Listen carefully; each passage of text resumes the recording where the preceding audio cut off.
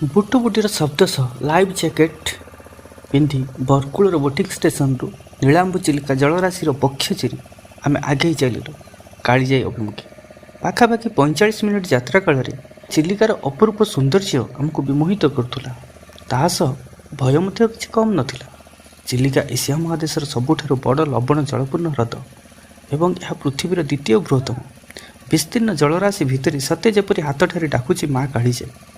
ଚିଲିକା ଓ କାଳିଜାଇ ଓଡ଼ିଆ ସାହିତ୍ୟ ଜଗତର ବିଶେଷ ଭାବରେ ସ୍ଥାନିତ ହୋଇଛି। ପଣ୍ଡିତ ଗୋଦାବରୀଶ ମିଶ୍ର ତାଙ୍କ କବିତା ମାଧ୍ୟମରେ ମା କାଳିଜାଇଙ୍କ ସମ୍ପର୍କରେ ଉଲ୍ଲେଖ କରିଛନ୍ତି। ଆସନ୍ତୁ ଜାଣିବା ସେ ବିଷୟରେ। ଥରେ ଗୋଟିଏ ନବବିବାହିତା ଯାହାର ନାଁ ଥିଲା ଜାଇ ତାର ବାପାଙ୍କ ସହ ପ୍ରଥମ କରି ତାର ଶାଶୁଘରକୁ ଯାଉଛି। ଶାଶୁଘର ପାରିକୁଦ ଦ୍ୱୀପରେ ନାବିକ ତାର ଡଙ୍ଗାକୁ ନୀଳ ଜଳରାଶିର ବକ୍ଷ ଚିରି ଆଗେଇ ନେଉଛି ପାରିକୁଦ ଦ୍ୱୀପ ଆଡ଼କୁ। ଯିବା